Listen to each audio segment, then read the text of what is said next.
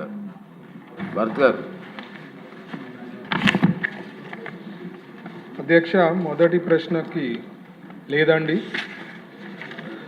రెండో ప్రశ్నకి not applicable అధ్యక్ష. బండారు సత్యానంద్ గారు. అధ్యక్ష, ధన్యవాదాలు అధ్యక్ష. మంత్రి గారు, కొబ్బరి మరియు అరటి ఆధారిత పరిశ్రమలు స్థాపించడానికి ప్రభుత్వం వద్ద ఏదైనా ప్రతిపాదన ఉందా అంటే లేదు అన్నారు అధ్యక్ష. అయితే ఆ వివరాలు తెలియజేయండి అంటే ఎంఎస్ఎంఈ ద్వారా ప్రోత్సాహాలు ఉన్నాయని తెలియజేశారు అధ్యక్ష. కానీ అరటి కొబ్బరి వల్ల కోనసీమ ప్రాంతం అంబేద్కర్ జిల్లాలో ప్రధానంగా పూర్తిగా వ్యవసాయ ఆధారం అధ్యక్ష. వరి తర్వాత అరటి కొబ్బరి ప్రధానమైన పంటలు అధ్యక్ష. సరైన ఆదాయం లేక కొబ్బరి అరటి రైతులు తీవ్రంగా నష్టపోతూ ఉన్నారు అధ్యక్ష.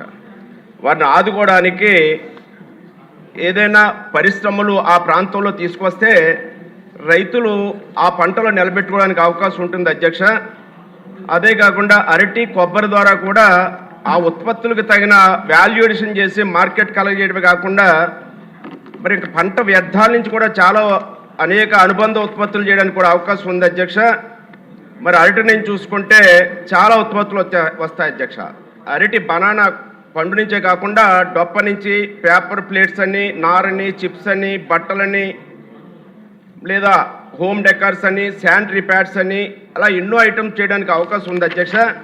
అదేవిధంగా కొబ్బరి నుంచి కూడా ఇంకా ఆయిల్స్ కానీ, పీచు ద్వారా తాళ్ళు కానీ, అనేక పౌడర్ కానీ, అనేక ఉత్పత్తులు కొబ్బరి డొక్క నుంచి కూడా చేయడానికి అవకాశం ఉంది అధ్యక్ష. వీటిని ఈ పరిశ్రమలు స్థాపిస్తేనే రైతులకి అక్కడ సరైన ఆదాయం వచ్చే అవకాశం ఉంది అధ్యక్ష. మరి రైతులు ఇప్పటికే నష్టపోవడమే కాకుండా పంటలు తొలగించడానికి కూడా, పంటలు మార్చుకోవడానికి, ఆ కొబ్బరి చెట్లు తీసేయడానికి కూడా మరి కొత్తవి వేయకుండా మరి ఇబ్బందులు పడుతూ ఉన్నారు అధ్యక్ష. మీ ద్వారా మరి మంత్రి గారిని కోరుతూ ఉన్నాను, మరి ఈ ప్రాంతంలో ఈ పంటలు నిలబెట్టడం కోసం కొబ్బరి ఆధారిత ఔత్సాహిక పారిశ్రామికవేత్తల్ని ఎవరైనా ముందుకు వస్తే వారిని ప్రోత్సహించడానికి ఏదైనా ప్రత్యేకమైన ప్రణాళిక ఏదైనా చేపట్టడానికి పరిశీలించమని ఒకటి అధ్యక్ష. రెండు, కొబ్బరి అరటి పంటల ఆధారంగా పరిస్థితుల స్థాపనకు ముందుకు వచ్చే వారికి అవగాహన కల్పించడం కానీ, శిక్షణ ఇవ్వడానికి కానీ ఏదైనా కార్యక్రమం ప్రభుత్వం ద్వారా చేపడితే బాగుంటుందనేది ఈ యొక్క ప్రాంతంలో ఒక ప్రత్యేకమైన పరిస్థితులు అధ్యక్ష. అక్కడ వ్యవసాయం తప్ప వేరే ఆధారం లేదు. రైతులను దృష్టిలో పెట్టుకుని ఈ యొక్క రెండు పంటలని ముందుకు తీసుకెళ్ళడం కోసం పరిశ్రమల ఏర్పాటుకు సహకరించాలని మీ ద్వారా ప్రభుత్వానికి, మంత్రి గారికి తెలియజేస్తున్నాను అధ్యక్ష. ఆనందరావు గారు. సార్ టైం చూసాను సార్, టైం సార్ చాలా ఇంపార్టెంట్ సార్ ఇది.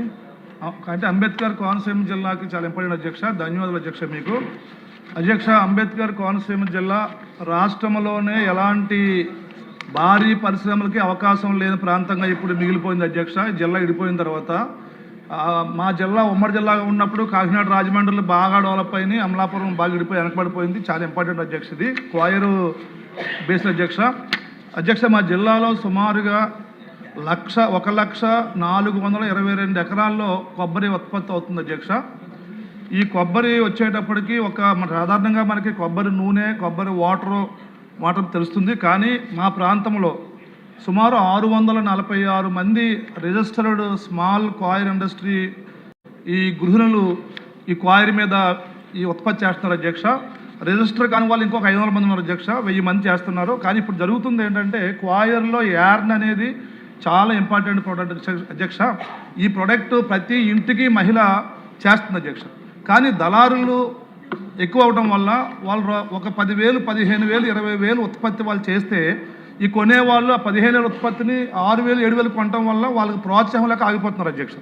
అలాగే మీకు కేరళ ఇవాళ చూసుకుంటే మీరు వరల్డ్ ఈ కాయిర్ హబ్గా ఇవాళ కేరళ ఉంది అధ్యక్ష. కానీ మన ప్రోడక్ట్ చూసుకుంటే అధ్యక్ష, భారతదేశం ప్రపంచానికి ఉత్పత్తి చేసే, ఎక్స్పోర్ట్ చేసే కాయిర్ ఉత్పత్తుల్లో 75% భారతదేశం చేస్తుంది అధ్యక్ష.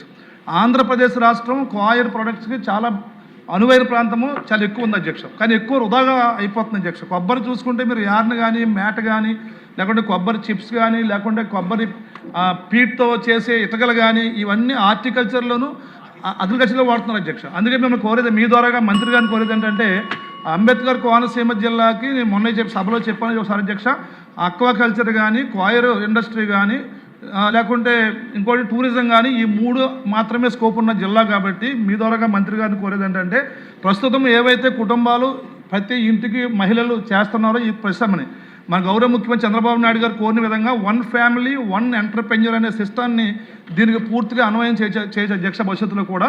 కాబట్టి దీన్ని బాగా ఇంట్రెస్ట్ తీసుకుని ఒక పీపీపీలో ఒక మెగా ప్రాజెక్టుని కనీసం 200-300 మంది అక్కడ పనిచేసుకునేలాగా మెగా ప్రాజెక్టుని పీపీపీలో ప్రభుత్వం భూమి సమకూర్చి స్థానికంగా ఉన్నటువంటి పారిశ్రామికవేత్తలను ఎంకరేజ్ చేస్తే భవిష్యత్తులో అంబేద్కర్ కోనసీమ జిల్లాలో ఈ క్వాయర్కు సంబంధించి గొప్ప అవకాశాలు వస్తాయని మీ ద్వారా కోరుకుంటున్నాను అధ్యక్ష. మినిస్టర్ గారు.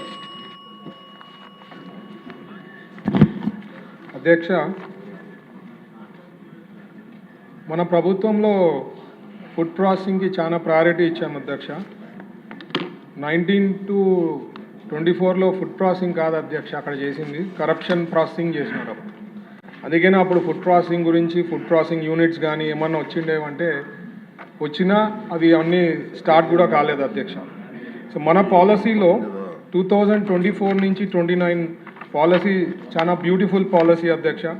దాని కింద we have attractive incentives like capital subsidy, power cost reimbursement, net SGST reimbursement, skill upgradation subsidy, stamp duty reimbursement, ఇవన్నీ కూడా మన పాలసీలో ఉన్నాయి అధ్యక్ష.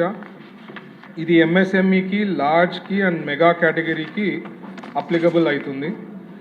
మనకి 15 to 20లో పాలసీలో దాదాపు 3 ఇంటిగ్రేటెడ్ కోకోనట్ ప్రాసెసింగ్ యూనిట్స్ వచ్చినాయి అధ్యక్ష. శ్రీకాకుళంలో, బిఆర్ అంబేద్కర్ కోనసీమలో అండ్ కృష్ణా డిస్ట్రిక్ట్లో. ఇవే కాకుండా మనకి prime minister formalisation of micro food processing enterprises కింద 65 coconut and banana based micro units రావడం జరిగింది అధ్యక్ష.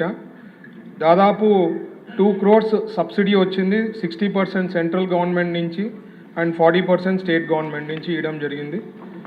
అదే కాకుండా అధ్యక్ష, scheme of fund for regeneration of traditional industries దాని కింద banana processing unit with project cost of 3.9 crore పులివెందులలో పెట్టారు. అదే అధ్యక్ష నేను చెప్పిండేది. తీసుకున్నారు స్కీము, ప్లాంట్ ఏదో స్టార్ట్ చేశారు, అసలు అక్కడ వర్కౌట్ అవుతుందో లేదో కూడా తెలియదు అధ్యక్ష. అక్కడ చేసి పెట్టారు, ఇంతవరకు అది స్టార్ట్ కాలేదు. అది కూడా రీవర్క్ చేస్తున్నాం, తొందరలో అక్కడ ప్లాన్ చేయాలి. ఎందుకంటే అమౌంట్ ఇన్వెస్ట్ చేయడం జరిగింది. మల్లవల్లి ఫుడ్ పార్క్ కూడా లూలు గ్రూప్కి అప్పచెప్పడం జరిగింది, అది కూడా తొందరలో స్టార్ట్ చేయబోతున్నాం అధ్యక్ష. సో పాలసీస్ అన్నీ ఇప్పుడు ఫెంటాస్టిక్ ఉంది. అదే కాకుండా డిస్ట్రిక్ట్ వైజ్ కూడా డిపార్ట్మెంట్కి చెప్పడం జరిగింది అధ్యక్ష, ఏ రకమైన ఫుడ్ ప్రాసెసింగ్ యూనిట్స్ వస్తే చాలా బాగుంటుందని చెప్పి. అది కూడా త్వరలో అందరు మెంబర్స్కి, సభ్యులకి అందరికి కూడా ఏ డిస్ట్రిక్ట్లో ఏది వస్తే ఫుడ్ ప్రాసెసింగ్ బాగుంటుందనేది అందజేస్తాం అధ్యక్ష. ఇది కాక వైజాగ్ విశాఖపట్నం ఎకనామిక్ రీజన్ కింద 2 మల్టీ ప్రోడక్ట్ ఫుడ్ పార్క్స్ రాబోతోంది అధ్యక్ష, 200 acres in each location. So అది దాంట్లో coconut based industries will be ఖచ్చితంగా will encourage in that food park అధ్యక్ష. ఇవే కాకుండా సభ్యులు రిక్వెస్ట్ చేసినట్లు వర్క్షాప్స్, అవేర్నెస్ ప్రోగ్రామ్స్, అక్వాకల్చర్కి సంబంధించింది ఇవన్నీ కూడా ప్లాన్ చేస్తాం అధ్యక్ష. థ్యాంక్ యూ అధ్యక్ష. నెక్స్ట్ క్వశ్చన్ అండి 1197 R&B మినిస్టర్ గారు.